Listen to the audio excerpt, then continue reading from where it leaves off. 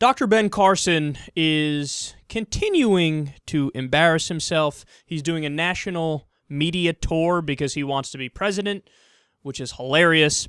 So let's listen to his new blunder. One issue, same-sex marriage. You have equal protection. It's working its way through the courts. The decisions are getting more and more uniform. But then you have people of faith who say marriage is ours. God says it is a man and a woman. The Bible says, my faith says, which one wins with Dr. Carson? Here's what I would do. I would do what the Constitution says. Constitution says civil issues of that nature should be determined at the state level. Why does it say that? Because the judicial system at the state level has to answer to the people. What if people of a state vote for a law 100-0 that winds up infringing on the rights of a minority, like happened very often with slavery, like many would argue is happening now with people who are gay? And our Constitution was followed, and we corrected those things. And isn't that what's happening right now with same-sex marriage? It's being corrected as a form of violation of equal protection. No, you can't just say because it happened that way this time, this is the same situation. It's not the same situation. Because people have no control over their race, for instance. You think they have control over their sexuality? Absolutely. You think being gay is a choice? Absolutely. Why do you say that? Because a lot of people who go into prison straight, and when they come out, they're gay. So did something happen while they were in there? Ask yourself that question. Never go to prison, and you know there's a whole theory of dominance. Wait a minute. I said a lot of people who go in, come out. Are you denying that that's true? I am not denying that that's true, but I am denying that that's as a basis of understanding homosexuality. If, in fact, that is the case, then it obviously thwarts what you just said. Gotcha! I love how he has that smug look on his face like, I gotcha, I proved it, proven, case closed. Being gay is a choice because prisons exist. No, you idiot. Okay, first of all, a lot of that sex in prison is rape. So, touchy subject. But other than that, yes, people who... there are some people who, prior to going into prison, predominantly have sex with women, and then they get in there, and some of them do have consensual sex with men. Like, that does happen, right? But you know what explains that? The Kinsey scale, or the Kinsey spectrum. You know what that is?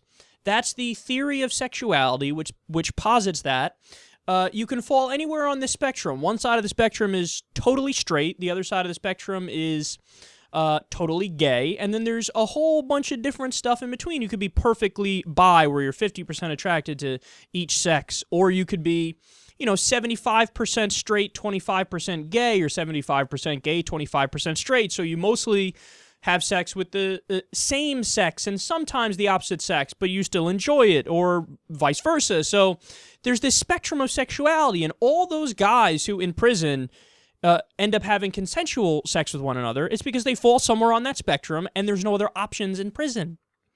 That would explain it, but he makes it seem like, aha! Gotcha! Being gay is a choice because of prisons.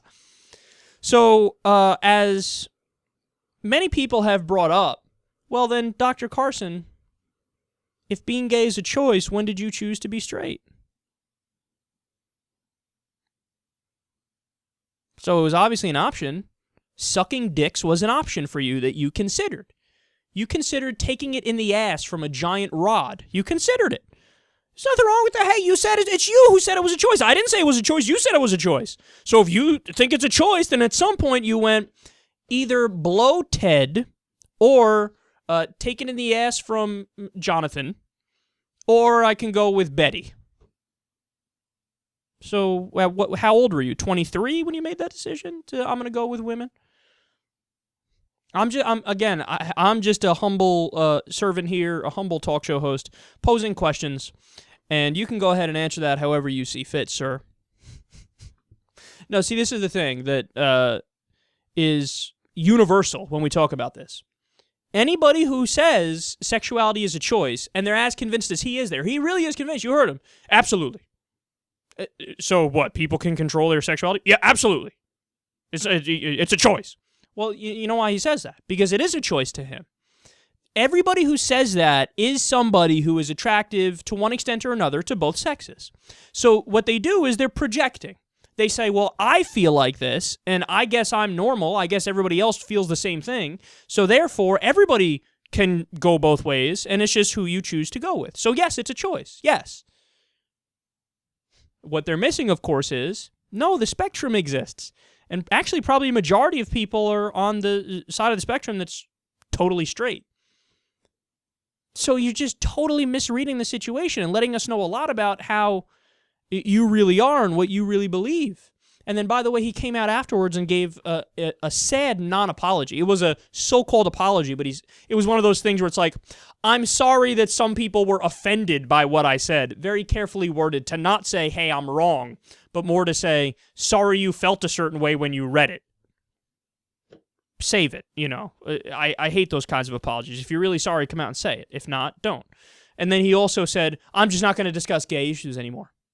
And you want to be president of the United States and you want to say, this is off the table, I don't want to discuss that. That's like saying taxes. Taxes don't exist, I don't want to talk about taxes, even though I'm running for president, and I will have a clear say in which direction we go with taxes. Well, then step the fuck aside, son. You can't not talk about an issue that's relevant to the political discourse in America if you want to be the political leader in America. He really is the dumbest smart person I know, man. Or I don't know him, but that's out there. This guy's a brilliant neurosurgeon. But when it comes to politics, he doesn't know anything. He doesn't know anything. He doesn't know anything. And then also, I love how he thinks he gets Chris Cuomo there when he talks about the Constitution. I would do what the Constitution says. As if Chris Cuomo's going to go, he got me. He's on the side of the Constitution. And the Constitution clearly says, fuck gay people. No, man. The argument that Cuomo's putting forth is a convincing one, where he says, well, the issue now is the 14th Amendment. You know, the 14th Amendment, when it was passed, of course, gays weren't in mind when they passed it, but if you take a plain reading of the text, which is the government provides for equal protection under the law, and you now apply that to today, of course it would apply to gay people as well. Why wouldn't it? So that is the direction we're moving. That is the direction that's going to win. And Benjamin Carson needs to step aside with his ridiculous beliefs on marriage and also his belief that we all get to choose what our sexual orientation is. No, who you're attracted to is as natural as what your race is. So there's a perfect comparison and analogy there.